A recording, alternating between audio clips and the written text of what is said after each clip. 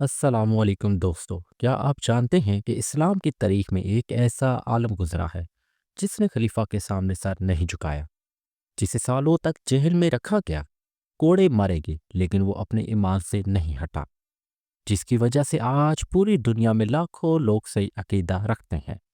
میں بات کر رہا ہوں امام احمد بن حنبل کی، جو 30,000 حدیث کا ذخیرہ اکٹھا کرنے والا وہ شیر تھا جس نے دکھایا کہ حق کے سامنے دنیا کی کوئی طاقت نہیں جھک سکتے۔ آج آپ کو پتہ چلے گا کہ کیسے ایک یتیم بچہ امت کا سب سے بڑا محافظ بن گیا۔ اس سے پہلے ویڈیو کو فوری طور پر لائک کریں، کیونکہ یہ کہانی آپ کے ایمان میں جان ڈال دے گی۔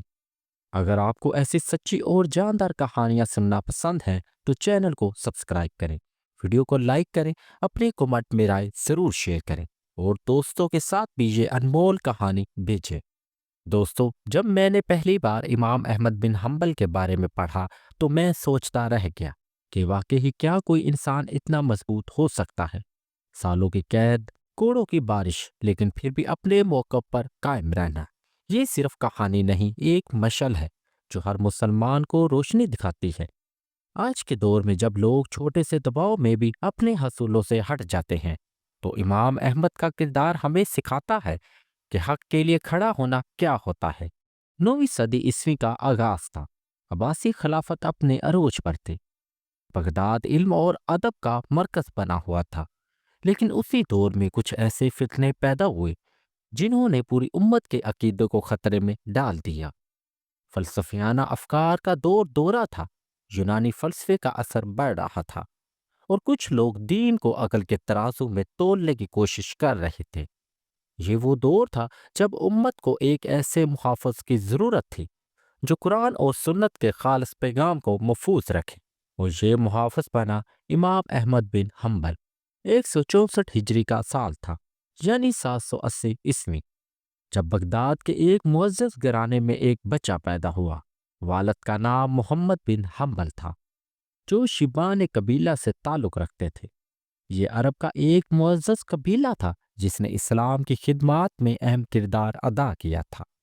بچے کا نام رکھا گیا احمد، لیکن قدرت کو کچھ اور ہی منظور تھا۔ جب یہ بچہ ابھی چھوٹا ہی تھا تو اس کے والد کا انتقال ہو گیا اور یہ یتیم ہو گیا۔ والد کے انتقال کے بعد احمد کی تربیت کی ذمہ داری اس کی والدہ صفیہ پر آ گئی۔ صفیہ ایک نہایت سمجھدار اور نیک خاتون تھی۔ انہوں نے دیکھا کہ ان کے بیٹے میں کچھ خاص بات ہے، اس لیے انہوں نے فیصلہ کیا کہ اسے بہترین تعلیم دلوائی جائے۔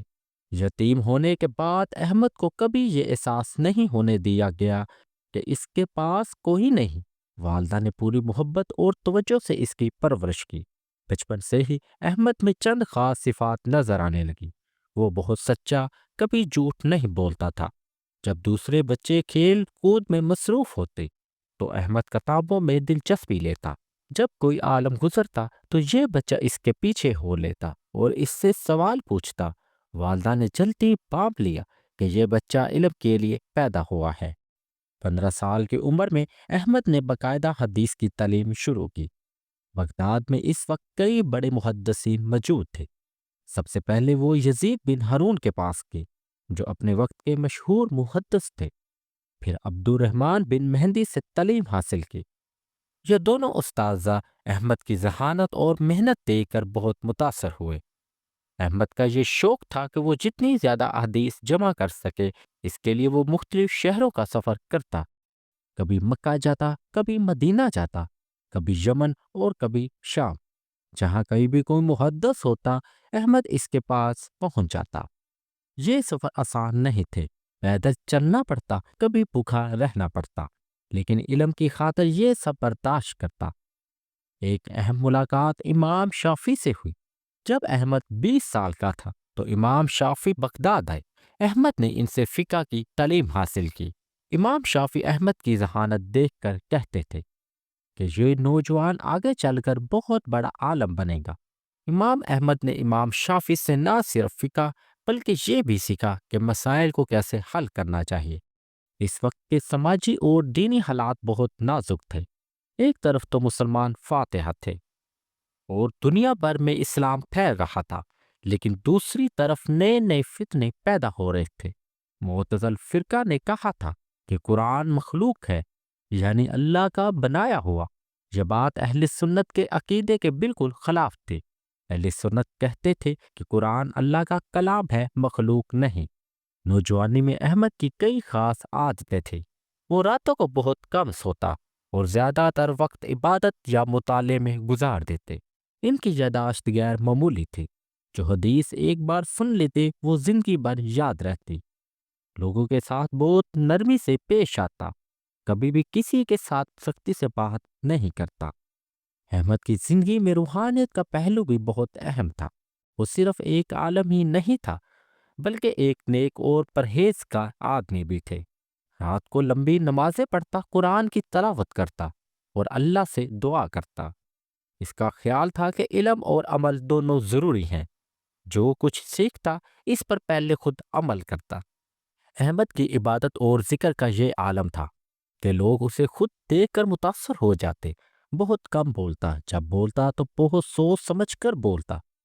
اس کی زندگی میں فضول کام کے لیے کوئی جگہ نہیں تھی۔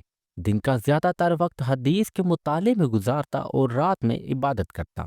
جب احمد کی عمر 30 سال ہوئی تو ایک بہت بڑا فتنہ شروع ہوا جسے محنت الخلق کہتے ہیں۔ خلیفہ مامون نے معتزلہ فرقے کے اثر میں آ کر یہ اعلان کیا کہ تمام علماء کو یہ تسلیم کرنا ہوگا کہ قرآن مخلوق ہے۔ جو بھی اس بات کو تسلیم نہیں کرے گا اسے سخت سزا دی جائے گی۔ یہ سن کر احمد بہت پریشان ہوا۔ اس نے سوچا کہ یہ تو عقیدے کا معاملہ ہے، اس میں کوئی سمجھوتا نہیں ہو سکتا۔ قرآن اللہ کا کلام ہے، اس کی مخلوق نہیں۔ اگر میں یہ بات مان لوں تو دین میں تحریف ہو جائے گی۔ پہلے خلیفہ مامون نے احمد کو بلایا اور کہا کہ تم یہ تسلیم کر لو کہ قرآن مخلوق ہے۔ احمد نے صاف انکار کر دیا۔ خلیفہ نے کہا اگر تم نہیں مانو گے تو سخت سزا ملے گی۔ احمد نے کہا میں صرف وہی بات کہوں گا جو قرآن اور حدیث میں موجود ہے۔ جب احمد نے انکار کیا تو اسے گرفتار کر لیا گیا۔ یہ 833 عیسوی کا واقعہ ہے۔ احمد کو زنجیروں میں جکڑ کر جیل ڈال دیا گیا۔ جیل میں ان کے ساتھ بہت برا سلوک کیا جاتا، کبھی کھانا نہیں دیا جاتا، کبھی پانی نہیں ملتا، لیکن احمد اپنے موقف پر قائم رہا۔ پھر خلیفہ معتصم آیا۔ اس نے بھی احمد سے کہا کہ تم اپنی بات سے رجوع کر لو۔ احمد نے پھر انکار کر دیا۔ اب معتصم نے امام احمد کو کوڑے مارنے کا حکم دیا۔ امام احمد کو برہنہ کر کے ان کے پیٹھ پر کوڑے برسائے گی۔ لوگ کہتے ہیں کہ اس دن امام احمد پر 80 کوڑے مارے گے۔ یہ کوڑے اتنے سخت تھے کہ امام کی پیٹھ سے خون بہنے لگا۔ کئی دن تک وہ بے ہوش رہا، لیکن جیسے ہی ہوش آیا تو پھر وہی بات کہی، قرآن اللہ کا کلام ہے، مخلوق نہیں۔ یہ سلسلہ سالوں تک چلتا رہا، کبھی جیل، کبھی کوڑے، کبھی بھوک اور کبھی پیاس، لیکن احمد کا ایمان اتنا مضبوط تھا کہ وہ ٹوٹا نہیں۔ لوگ کہتے تھے کہ جب وہ جیل میں ہوتا ہے تو رات کو نمازیں پڑھتا ہے اور اللہ سے دعا کرتا ہے کہ اللہ مجھے صبر دے۔ احمد کی اس بہادری کا اثر پوری امت پر ہوا۔ دوسرے علماء بھی اس سے حوصلہ لے کر اپنے موقف پر قائم رہے۔ عام لوگ بھی احمد کے لیے دعا کرتے اور اس کی حمایت کرتے۔ آہستہ آہستہ خلیفہ پر بھی دباؤ بڑھنے لگا کہ احمد کو چھوڑ دیا جائے۔ جب خلیفہ وافق آیا تو اس نے بھی احمد کو کوڑے مارے، لیکن احمد اپنے موقف پر قائم رہے۔ آخر میں جب خلیفہ متوکل آیا تو اس نے امام صاحب کو رہا کر دیا اور کہا کہ جو بھی کہنا ہے کہو۔ امام صاحب نے پھر وہی بات کہی، قرآن اللہ کا کلام ہے۔ یہ فتنہ 10 سال تک چلا اور آخر میں احمد کی جیت ہوئی۔ اس کے بعد امام صاحب کا احترام اور بھی بڑھ گیا۔ لوگ اسے امام احمد کہنے لگے۔ امام صاحب کی سب سے بڑی خدمت مسند احمد کتاب ہے۔ اس میں 30,000 احادیث جمع کی گئی۔ یہ کتاب احمد کی اپنی پوری زندگی میں جمع کی احادیث سے تیار کی۔ یہ حدیث اس نے خود تحقیق کے بعد شامل کری۔ امام صاحب کا فقہی مسلک حنبلی فقہ کہلاتا ہے۔ یہ اسلام کے 4 بڑے فقہی مسالک میں سے ایک مسلک ہے۔ امام صاحب کے فقہی اصول یہ تھے، پہلے قرآن، پھر حدیث، پھر صحابہ کے اقوال اور آخر میں قیاس۔ وہ کہتے تھے کہ ضعیف حدیث بھی قیاس سے بہتر ہے۔ امام صاحب کے مشہور شاگردوں میں ابو داؤد ہیں، جنہوں نے سنن ابو داؤد لکھی۔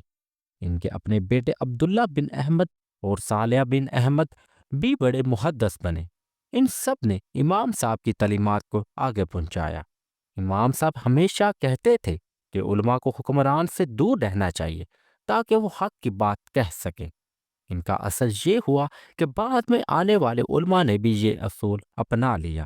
241 ہجری میں یعنی 855 عیسوی میں جب امام صاحب 77 سال کے تھے تو ان کا انتقال ہو گیا۔ وہ آخری وقت میں بھی لا الہ الا اللہ پکار رہے تھے۔ ان کے جنازے میں 10 لاکھ لوگ شریک ہوئے، جو اس کی قبولیت کا ثبوت تھے۔ امام صاحب کو بغداد میں دفن کیا گیا۔ آج بھی ان کا مزار موجود ہے اور لوگ وہاں جا کر دعا کرتے ہیں اور ان کی یاد کو زندہ رکھتے ہیں۔ امام صاحب کی تعلیمات سے ہمیں کئی اہم سبق ملتے ہیں۔ پہلا سبق یہ کہ حق کے لیے کھڑا ہونا چاہیے، چاہے کتنی بھی مشکل کیوں نہ آئے۔ دوسرا سبق یہ کہ علم اور عمل دونوں ضروری ہیں۔ تیسرا سبق یہ کہ صبر اور استقامت سے آخر میں کامیابی ملتی ہے۔ آج کے دور میں جب ہر طرف فتنے ہیں اور لوگ اپنے عقائد سے ہٹنے پر مجبور کیے جا رہے ہیں، تو امام احمد بن حنبل کی مثال ہمارے سامنے ہے۔ وہ ہمیں سکھاتے ہیں کہ ایمان پر قائم رہنا اور حق کا ساتھ دینا ہی اصل کامیابی ہے۔ یہ کہانی یہاں ختم نہیں ہوتی، بلکہ آج بھی امام احمد بن حنبل کی تعلیمات اور پیغام ہمارے لیے رہنما ہے۔ جب بھی کوئی مسلمان مشکل میں ہو اور اسے لگے کہ حق کا ساتھ دینا مشکل ہے، تو امام صاحب کی مثال اسے حوصلہ دیتی ہے۔ تو ناظرین، اگر یہ کہانی آپ کا دل چھو گئی ہو تو ویڈیو کو لائک کریں، چینل کو سبسکرائب کریں اور اپنی رائے کمنٹ میں ضرور دیں، اور مجھے بتائیں کہ اگلا ٹاپکس آپ کن بزرگوں یا واقعات پر دیکھنا چاہتے ہیں۔ کیا آپ کو امام احمد بن حنبل کی بہادری سے حوصلہ ملا؟ کیا آپ بھی اپنی زندگی میں حق کے لیے کھڑے ہونے کا عہد کریں گے؟ اپنے جذبات کمنٹ میں ضرور شیئر کریں۔ یاد رکھیں، حق کی آواز کبھی نہیں دب سکتے، اور جو لوگ حق کے لیے کھڑے ہوتے ہیں تاریخ انہیں ہمیشہ یاد رکھتی ہے۔ امام احمد بن حنبل کی طرح ہم بھی اپنے ایمان پر قائم رہیں گے اور کبھی حق سے نہیں ہٹیں گے۔ آپ سب کا بہت شکریہ کہ آپ نے یہ کہانی آخر تک سنی۔ اللہ آپ سب کو خوش رکھے اور امام احمد بن حنبل کی برکت سے آپ کو بھی حق پر قائم رہنے کی توفیق عطا فرمائے۔ تو ملتے ہیں انشاءاللہ نیکسٹ ویڈیو میں ایک نیکسٹ ٹاپک کے ساتھ۔ تب تک اپنا اور اپنے پیاروں کا بہت سارا خیال رکھیں۔ اللہ حافظ۔